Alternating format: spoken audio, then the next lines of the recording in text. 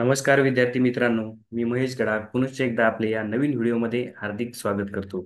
बघा, मागच्या व्हिडिओमध्ये आपण काय बघितलं होतं, व्हेरियस इन्स्टिट्यूट ऑफ आयसीआरच्या काही संलग्न इन्स्टिट्यूट असतील किंवा त्याच्या अंडर खाली काम करणाऱ्या इन्स्टिट्यूट असतील त्या आपण बघितल्या होत्या. ठीक आहे. तर या व्हिडिओमध्ये आपण काय बघणार आहे, नॅशनल रिसर्च सेंटर, वेगवेगळे जे नॅशनल रिसर्च सेंटर आहे त्याला आपण NRC म्हणतो, NRC. तर ते आपण या व्हिडिओमध्ये बघणार आहोत की ज्याच्यावर क्वेश्चन विचारले जातात. एक दोन क्वेश्चन प्रत्येक पेपरमध्ये तुम्हाला एखादा तरी क्वेश्चन तुम्हाला दिसेल म्हणजे दिसेल. ही टोटल लेक्चर सिरीजच आपली अशी आहे की एक्झाम ओरिएंटेड आहे, त्याच्यामुळे प्रत्येक व्हिडिओमध्ये तुम्हाला एक क्वेश्चन तरी तुमच्या पेपरमध्ये सापडून जाईल. ठीक आहे. तर ही व्हिडिओची सिरीज जी आहे जनरल ॲग्रिकल्चर, ही तुम्ही काळजीपूर्वक प्रत्येक व्हिडिओ बघा, एक दोन वेळा बघा. त्यातल्या स्लाईड ज्या असतील त्या लिहून काढा तुमच्या नोटबुकमध्ये. एकदम केअरफुली आपण ह्या नोट्स तयार केलेल्या आहेत, त्याच्यामुळं ह्या PPT तयार केलेल्या आहे किंवा स्लाईड तयार केलेली आहे, त्याच्यामुळं तुम्ही याच्यावर पूर्ण विश्वास ठेवा. त्या नोट डाऊन करा आणि वारंवार रिवाईज करा, वारंवार व्हिडिओ बघा, तुमच्या इतरही मित्रांना शेअर करा. चला बघा, तर या लेक्चरमध्ये आपण नॅशनल रिसर्च सेंटर यावर डिस्कस करणार आहोत. तर बघा, नॅशनल रिसर्च सेंटर विचारलं जातं कोणत्या क्रॉपसाठी आणि त्याचं हेडक्वार्टर कुठे. म्हणजे असं सॅम्पलसाठी एक क्वेश्चन घ्यायचं तर NRC फॉर बनाना याचे हेडक्वार्टर कुठे, तर तिरुचिरापल्ली, तमिळनाडू. असे म्हणजे हेडक्वार्टरवर क्वेश्चन विचारले जातात. NRC फॉर बनाना कुठे, NRC फॉर ग्रेप कुठे, लिची कुठे, असे प्रश्न विचारले जातात. बघा, सुरुवात करू. National research centre for banana Tiruchirappalli, तमिळनाडूमध्ये आहे. ठीक आहे. NRC फॉर बनाना कुठे, तिरुचिरापल्ली, तमिळनाडू. ठीक आहे. नंतर national research centre for grapes, NRC for grapes, Pune. ठीक आहे, महाराष्ट्रामध्ये. त्यानंतर national research centre for litchi, NRC for litchi, Muzaffarpur, Bihar. ठीक आहे. त्यानंतर national research centre for pomegranate, NRC for pomegranate कुठे रे, सोलापूर, महाराष्ट्र. बघा आता, NRC फॉर ग्रेप महाराष्ट्रामध्ये, NRC फॉर पोमोग्रॅनेट सुद्धा महाराष्ट्रामध्ये आहे. त्यानंतर बघा, national research centre for on camel, Bikaner, Rajasthan, NRC on camel, Bikaner, Rajasthan. ठीक आहे. तर हे परत परत वाचल्याशिवाय पर्याय नाही, याच्यामध्ये कोणताही कन्सेप्ट नाही की जे कन्सेप्ट लक्षात ठेवू आणि आपला क्वेश्चन सुटेल म्हणून पाठच करावं लागणार आहे. बघा, NRC फॉर बनाना कुठं सांगितलं, तिरुचिरापल्ली, तमिळनाडू. त्यानंतर NRC फॉर ग्रेप सांगितलं, Pune. NRC for litchi, Muzaffarpur, Bihar. NRC for पोमोग्रॅनेट सांगितलं, Solapur, Maharashtra. NRC on camel सांगितलं, राजस्थान, बिकानेर, राजस्थान. त्यानंतर बघा रे, NRC किंवा national research centre on equinox किंवा इक्वाइन्स.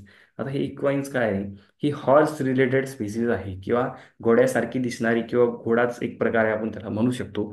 यावर रिसर्च केला जातो हिसारमध्ये. ठीक आहे. हिसारमध्ये हिसारमध्ये याच्यावर रिसर्च केला जातो. वेगवेगळ्या स्पेसीज किंवा त्याच्या डेव्हलप केल्या जातात. ठीक आहे. ब्रीड्स डेव्हलप केले जातात जे की शेती कामासाठी सुद्धा उपयोगी असतात. National research centre on equines. ठीक आहे, हिसार. नंतर national research centre on meat, Hyderabad. ठीक आहे. नंतर national research centre on mithun. ठीक आहे, मेझिफेना, नागालँड. आता ही एक म्हशीसारखी दिसणारा एक प्राणी आहे. म्हशीसारखा दिसणारा एक प्राणी आहे की तो लोकल जे ट्रायबल लोक आहेत त्यांच्यासाठी खूप पवित्र असा कल्चरल टच त्याला आहे. म्हणजे मी जर गुगलवर वाचलं ते की त्यांच्या जेव्हा लग्न वगैरे होतात तर त्या मुलीसोबत तो प्राणी सुद्धा काही काही भागामध्ये दिला जातो. म्हणजे आपल्याकडे जुन्या काळात जशी गाय दिली जात होती मुलीसोबत, लग्न झाल्यानंतर मुलीसोबत दिली जात होती, तसं त्यांच्याकडे हे मिथुन नावाचा एक प्राणी आहे. म्हशीसारखा दिसतो तो जरा जरा. तुम्ही एकदा गुगलला चेक करा कसं त्याचा फोटो आहे वगैरे. तर त्यावर जो रिसर्च केला जातो तो नागालँड इथे केला जातो. ठीक आहे. NRC ऑन मिथुन. ठीक आहे. नंतर national research centre on orchid कुठे, पॅकयोंग, सिक्कीम. ठीक आहे, ऑर्चिड्स माहिती आहे तुम्हाला. NRC on pig, Guwahati. NRC on pig, Guwahati. Guwahati एकदम फेमस आहे. तर ते तिथं काय आहे, पीक. ठीक आहे. NRC ऑन पीक चा रिसर्च तिथं केला जातो, किंवा NRC ऑन पीक हे सेंटर आहे. NRC national research centre on pig Guwahati. त्यानंतर बघा, national research centre on plant biotechnology. Plant बायोटेक्नॉलॉजीचा NRC कुठे? न्यू दिल्लीला. त्यानंतर national research centre on seed spices कुठे? अजमेर राजस्थान. Seed spices.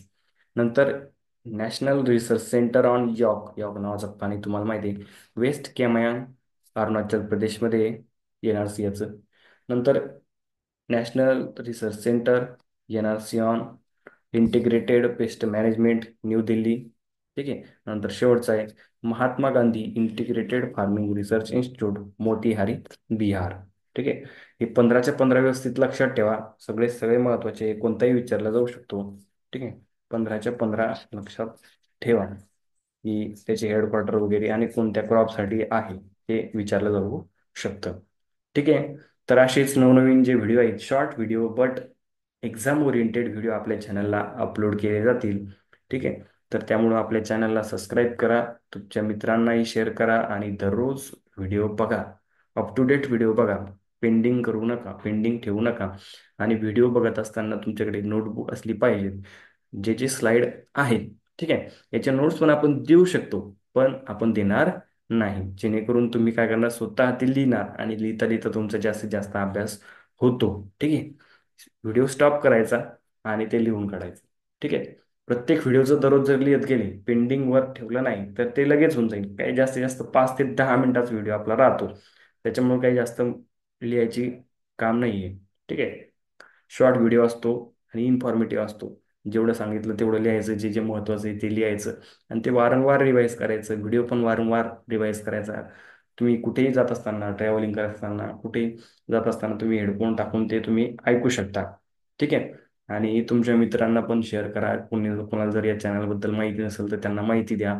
तुम्ही सध्या या मुवमेंटला सपोर्ट करा. तुम्ही स्टेटस वगैरे ठेवा, जास्तीत जास्त लोकांपर्यंत शेअर करा. ठीक आहे. ही मुवमेंटची आपली कृषी रत्नाची ही सर्वांपर्यंत पोहोचली पाहिजे. ठीक आहे. थँक्यू.